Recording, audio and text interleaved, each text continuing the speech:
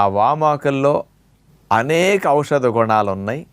ఎంతోమంది అసలు ఎన్ని దేశాల వారు పరిశోధనలు చేశారో ఏ లాభాలు వస్తాయని ఒక్కొక్క దేశం వారు చేసింది ఈరోజు చెప్పబోతున్నాం అనమాట. ఓకే.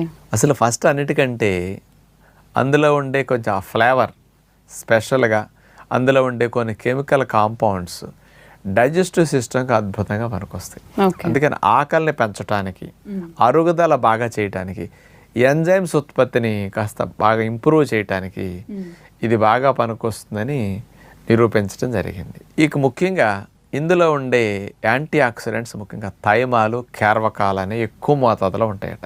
ఈ రెండు ఏం చేస్తాయంటే ఇవి ప్రధానంగా బ్యాక్టీరియాలని, ఫంగస్ క్రిములని బాగా చంపేస్తాయట. ఈ పరిశోధన చైనా వారు చేశారు. ఇక పాకిస్తాన్ వారు వామాకు మీద చేసి 2 స్పెషల్ బెనిఫిట్స్ ఉంటాయని వీళ్ళు చెప్పారు.